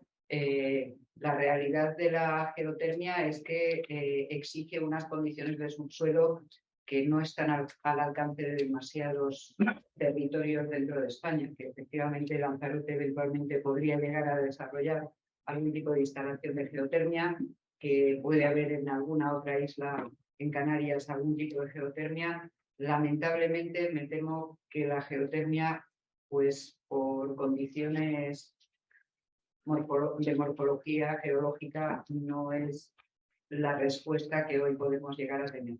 Ha habido algunas iniciativas incluso para utilizar geotermia para producción con un nivel de calor relativamente bajo, para utilizarla para calefacción. Y bueno, pues hay algunas iniciativas que pueden ser interesantes. El nivel de temperaturas que exige la producción eléctrica lo complica mucho más. Perdona, no, yo me refiero a las nuevas investigaciones, es decir, la geotermia es universal en principio. El problema es llegar a la profundidad. Bueno, vale, y luego hay, al final todo el debate sobre la transición energética, y antes lo apuntaba, al final cada una de las crisis energéticas intentan ser resueltas en función del estado del arte de las tecnologías disponibles.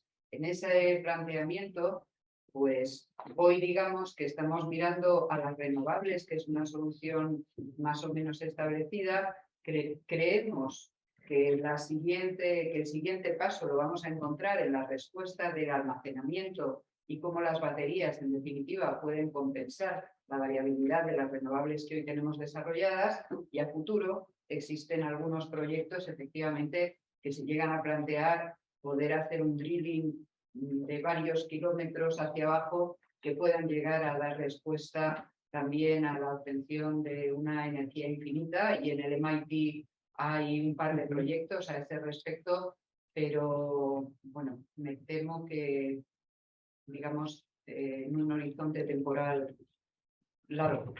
Solo hay 65 millones de dólares de momento invertidos justamente en una tecnología que parece que tiene muchas posibilidades, que ya no son solo teóricas. Pero hacerlo realidad parece que tampoco es verdad. Gracias. Yo recuperaría de la intervención de Javier, que ha planteado también una relación entre los conflictos armados que nos parecen lejanos y los suministros de materias primas, y como productores también o relacionados con la energía. Y creo que en el caso de África Central no solo tiene esos problemas de hace mucho tiempo, sino que ahora nuestra crisis europea ucraniana les rebota en forma alimentaria. Me gustaría que los demás ponentes, si tienen algo que decir sobre eso, y luego, perdón, y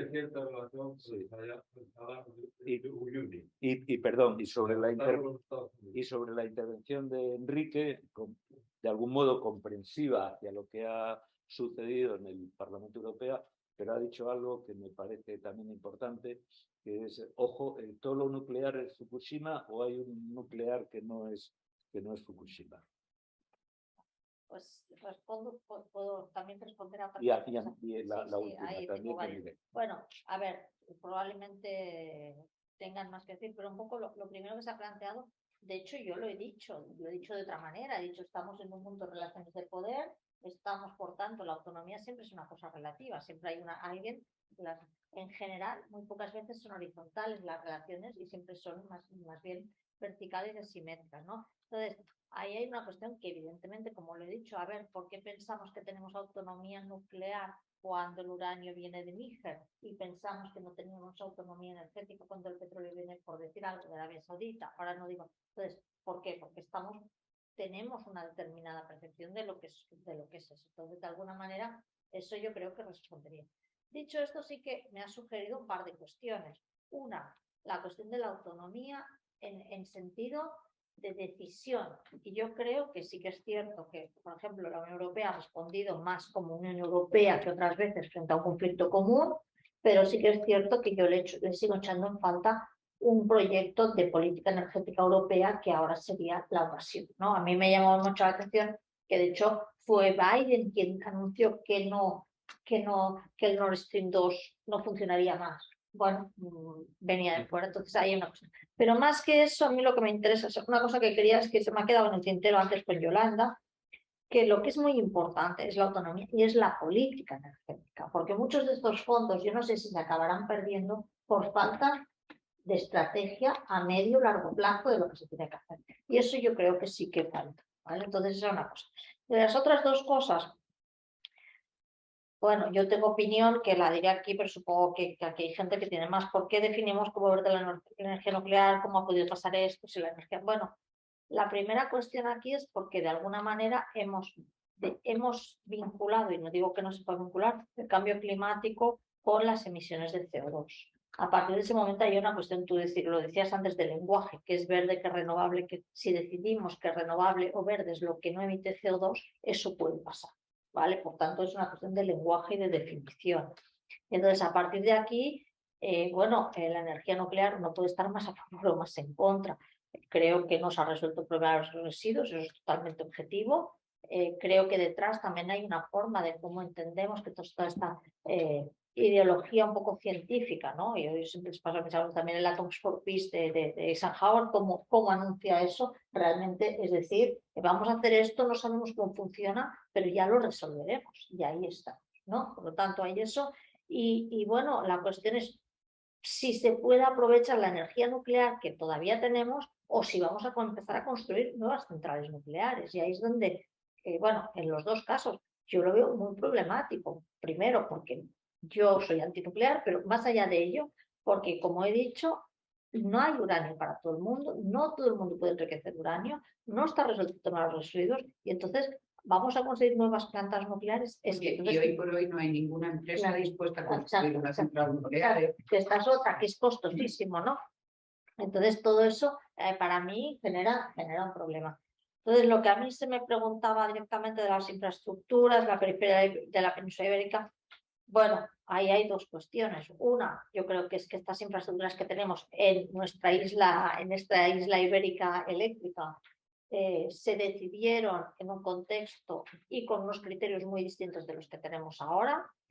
Tú sabes mi opinión en este caso, yo creo que ni políticamente ni empresarialmente se negociaron bien las cosas ni con Europa ni con los países terceros, así que eso es un error que estamos pagando muy caro, muy caro. Pues por ejemplo, ayer estuve en un debate, claro, ahora todo el gas de Egipto, ese gas de Egipto podía haber sido una planta de licuefacción de Unión Fenosa en su momento. Bueno, pues también se ha perdido esa oportunidad, ¿no? O ahora que se plantea que puede haber una conexión hacia Italia, va y pasando Francia, si esa opción existía, ¿cómo es que no se negoció antes? Todos sabíamos que por Francia sí que no íbamos a pasar, ¿no? Entonces, eso es una cosa. Lo otro que tú creo que me preguntabas es si vamos hacia al mercado de gas natural licuado, esa cuestión de si efectivamente eso se plantea en términos de hidrógeno y, por tanto, si estamos ya situando algunas piezas de la nueva geopolítica del hidrógeno. Yo creo que sí, que en parte la batalla va por ahí. Yo creo que Yolanda tiene varias cosas que decir, Juancho también, y yo voy a citar algo también, volviendo al Congo. Hace pocos días el soberano belga ha visitado el Congo. Bélgica pidió oficialmente disculpas por el inicio de todo ese proceso que parte de la muerte de Lumumba, y como da la coincidencia de que Bruselas ya no solo es la capital belga, sino que es la capital europea, me pregunto si Europa ha cambiado esa vieja percepción colonial de los años 60 completamente, o lo que sucede allá nos importa relativamente, porque seguimos necesitando las materias primas de esos lugares para nuestro suministro energético. Y después, Juancho. Yolanda, por favor. Pues a ver, yo lo pongo en el contexto europeo, porque se han dicho muchas cosas y yo creo que es importante puntualizar.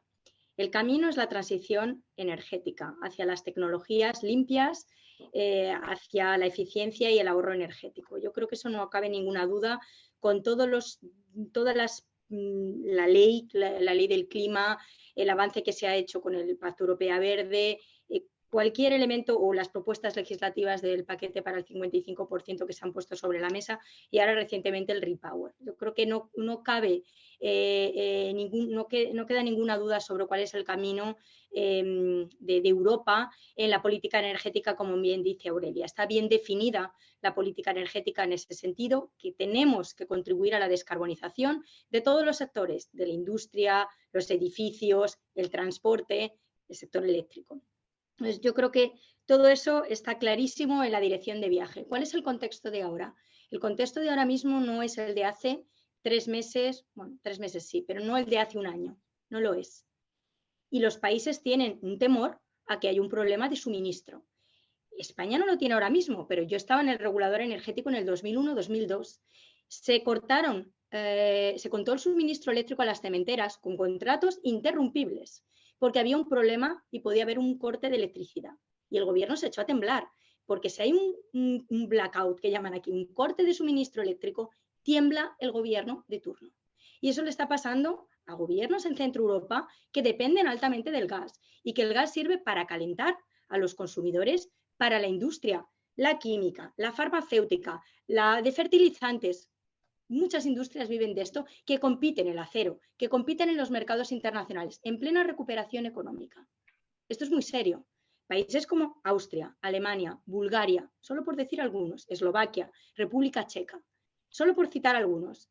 Es decir, la amenaza de que puede haber una escasez de gas no es ya un escenario que podría simularse, es un escenario que podría materializarse.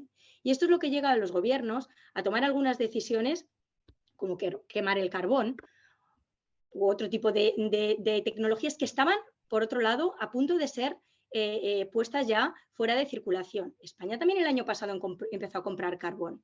Y aquí también nos vinieron a decir por qué quema o por qué quiere quemar carbón España. Porque el gestor del sistema había dicho, puede haber una situación difícil en el invierno y hay que tener suficiente suministro energético. Es decir, hay una serie de decisiones de seguridad de suministro para proteger a los consumidores, que eso lleva a que se tomen decisiones que son difíciles de tomar y difíciles de justificar en un contexto como tenemos de descarbonización, pero que responden a un contexto muy particular que tenemos hoy en día. Y nuestra comisión, nuestra presidenta, desde luego no tiene ningún tipo de duda sobre el impulso ecológico, el impulso que se está dando a las tecnologías limpias. Pero sí hay una preocupación por lo que puede pasar este invierno. Y eso responde a este contexto de ciertos países poner en marcha algunas medidas. Que eso no significa que no lo estemos mirando, como la excepción ibérica, que España pidió en el Consejo Europeo de marzo que era una excepción ibérica porque tengo un problema de precios muy elevados que está afectando a los consumidores. Esa fue la razón por la que España ha puesto este sistema y la Comisión Europea lo ha aprobado, porque se refugió en las conclusiones del Consejo Europeo. Entonces hay que tener en cuenta que detrás de las decisiones también hay decisiones políticas y hay que consensuarlo al final del día y todo lo que estoy diciendo es público. Solo tenéis que ir a las conclusiones del Consejo Europeo de marzo para ver recogida esta excepción ibérica que se transformó en lo que tenemos a día de hoy y que está haciendo quemar más gas del que a lo mejor estaría en otra circunstancia. Entonces yo creo que hay que poner las cosas en contexto y me gustó que Carmen dijera vamos a utilizar datos, porque los datos te ponen en un contexto no tan abstracto, sino en algo concreto y real, que te puede gustar más o menos, pero que te indica esto es lo que hay. Y solo por concluir, la energía nuclear no es energía verde, es energía que no emite CO2. Efectivamente estoy totalmente de acuerdo con vosotros en los pros y los contras de la energía nuclear, pero también quiero matizar esto y desde la Unión Europea se trata así. Y países nuclearizados tenemos a Francia, Polonia o Eslovaquia que están pensando en construir otras centrales nucleares. Que nos guste o no es diferente, porque desde la Unión Europea también estamos poniendo mucha atención a lo que se está haciendo. Pero, como digo, en el Tratado Fundamental hay un artículo que da soberanía a los Estados miembros en cuanto al mix energético y eso lo tenemos que ver así. Yo quiero terminar porque habéis dicho tema de infraestructuras.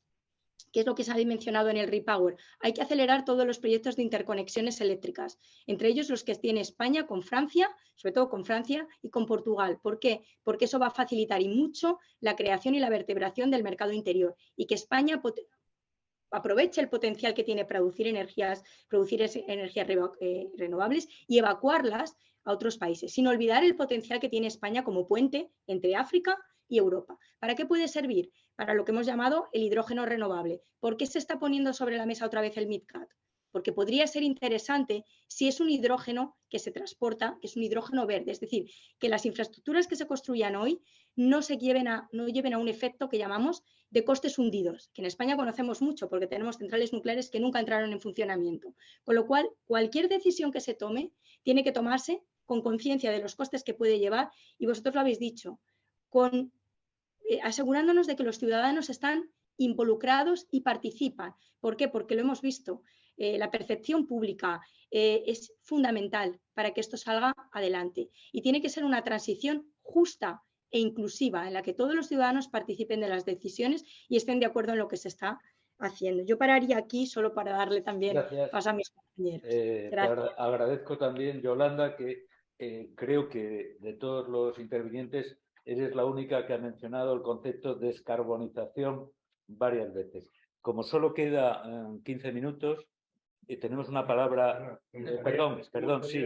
No, sí. Vas primero. Vas primero. Interviene Juancho. Nos quedan 15 minutos. Agrupamos la pregunta de la sala con las dos que quedan pendientes del chat, lo más rápidamente posible. Y es que a mí me gustaría responder de forma contundente al tema nuclear, ¿no? Porque la decisión del Parlamento Europeo es un triunfo de los lobbies. La energía nuclear, si la pregunta es ¿cómo reducimos las emisiones de CO2? La energía nuclear no juega un papel, y puede jugar un papel negativo, porque los datos están mostrando que, por ejemplo, las empresas, las últimas centrales que se han construido en Europa, el caso de Flamanville 3 en Francia, lleva ya, tenía que haber entrado en funcionamiento en 2012, lleva 10 años de retraso, iba a costar 3.000 millones de euros, está ya en 19.000 millones de euros, y realmente es un gran fracaso, es un enorme fracaso. Pero no solo eso, es que ha habido quien se ha molestado en calcular cuánta energía renovable se podría producir con esa inversión que se ha ido a Flamanville 3. Y el resultado es que es 50 veces más de producción renovable si esa energía, si ese dinero se hubiera destinado a la inversión renovable. Por lo tanto, no es solamente el hecho de que la nuclear no llegaría a tiempo, porque es que estamos hablando de 2030, 2035. Una central nuclear, si mañana se decidiera, que como ha dicho Carmen, nadie quiere construirlas porque no son rentables, si mañana se decidiera, pues en España pues entraría en funcionamiento en 2040, con lo cual o hemos acabado con el cambio climático, pero ya no nos sirve, pero no solo eso, sino que además está el coste de oportunidad. Es decir, que todo ese dinero que se invertiría en construir esas centrales nucleares es dinero que se retrae de las verdaderas soluciones. Entonces, ya no son los residuos reactivos, que son un problema, ya no es la seguridad, que es un problema, porque evidentemente las plantas, ahora mismo las que existen, pues van envejeciendo y por lo tanto tienen una curva de problemas que va en aumento, ¿no?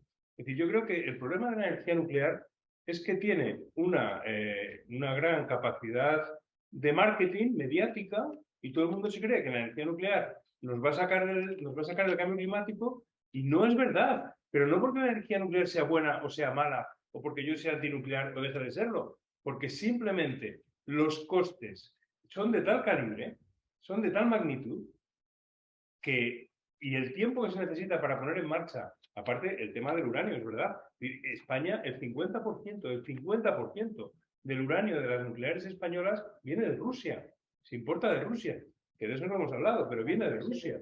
Es que cuando se dice, la extrema derecha ahora ha levantado la bandera de la nuclear en España. Dice, no, es que la independencia energética. No, perdona, es que la nuclear no nos da independencia energética. Tenemos que comprar el uranio de algún sitio. O sea, quitémonos de la cabeza que el debate nuclear es un debate entre pronucleares y antinucleares. No, es que no sirve para resolver lo que queremos resolver. Es que ese es el problema de la nuclear. Gracias. La palabra que habían pedido por allá al fondo, las dos del chat, muy breves, para que los ponentes tengan la posibilidad de dar una última respuesta también breve. Muchísimas gracias. Desde el punto de la Embajada de la República Checa, quería agradecer a todos los ponentes Lo que fue muy impresionante para mí, que he comprendido este diálogo como la conversación entre la importancia de mantener los objetivos, también consideraciones de mercado y también sobre las implicaciones a la geopolítica y en último lugar también la importancia de involucrar a la sociedad.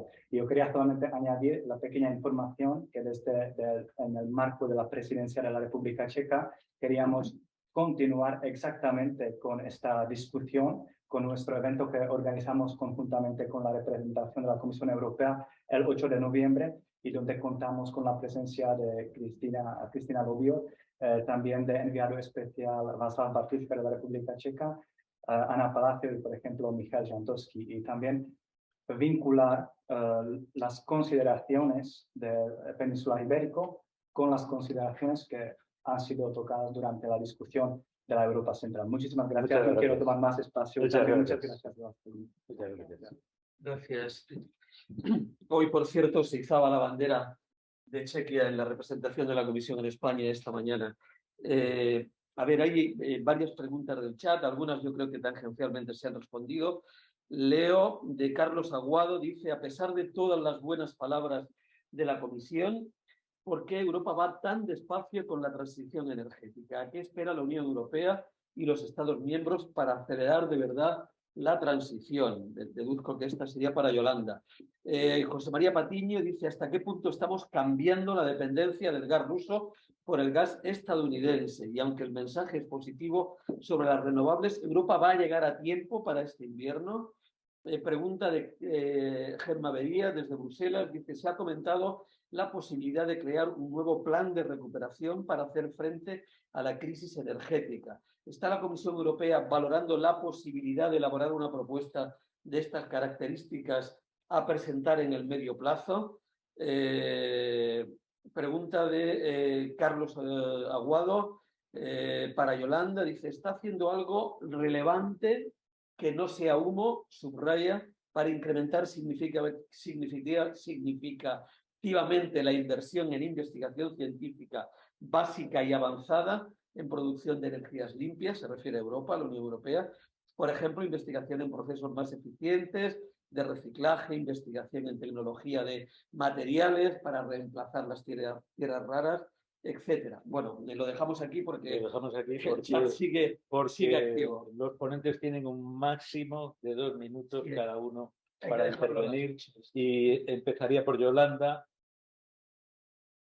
Última conclusión en 2 minutos. Y ahora son 2 minutos. Y respuesta a las preguntas. Mira, yo creo que he contestado a muchas de las preguntas, entonces no voy a repetir lo que había dicho. Me centro en el plan de recuperación energética. Se va a tratar de incluir un nuevo capítulo dentro de los planes de recuperación que se llama Repower EU Chapter, y en ese capítulo se va a permitir a los países que puedan revisar sus planes y que puedan ir a recoger inversiones y reformas que no habían recogido cuando prepararon los planes hace un año. ¿Por qué? Porque sabéis, y también este principio que se llama do no significant harm, es decir, incluir en el plan tenían que ser medidas que no dañaran al medio ambiente. Bueno, pues puede haber una pequeña excepción ahora en esta revisión del plan solo para aquellas infraestructuras o reformas que sean necesarias con este objetivo de diversificar para aquellos países que son altamente dependientes de los combustibles rusos y que por tanto tienen un problema en el corto plazo. ¿De dónde va a venir ese dinero? Porque cuando hablamos de plan siempre es importante de dónde viene. Bueno, pues no hay mucho dinero en la Unión Europea, todo hay que decirlo. Entonces se van a utilizar el dinero en los préstamos que no se utilizó para el programa de recuperación. Casi todos los países utilizaron, como España, la parte de las subvenciones a fondo perdido, pero no los préstamos. Hay 200.000 millones y se van a poner a disposición de los países para que puedan utilizar este dinero. También va a haber en torno a 20.000 millones de euros que vienen del fondo de las subastas de los derechos de emisión. Y ese dinero también se va a poner a disposición de los Estados miembros para que puedan acelerar su transición y puedan revisar sus planes en ese sentido. Yo creo que eso es lo más importante. Quiero decir que queda mucho por hacer, mucho se ha avanzado, pero queda mucho por hacer, que estamos en la dirección adecuada, que la política europea está bien diseñada, pero obviamente tenemos unos retos enfrente que nos hacen tenerlos en cuenta. Creo que ha sido una charla muy fructífera, muy interesante y estimulante. Muchísimas gracias. Gracias por atenerte a los 2 minutos, Carmen. Gracias, Paco. Pues muy brevemente, a los efectos de subrayar alguna cuestión. Yo creo que una cosa es mirar qué va a pasar mañana, qué va a pasar el próximo año, y otra cosa es poner las luces largas.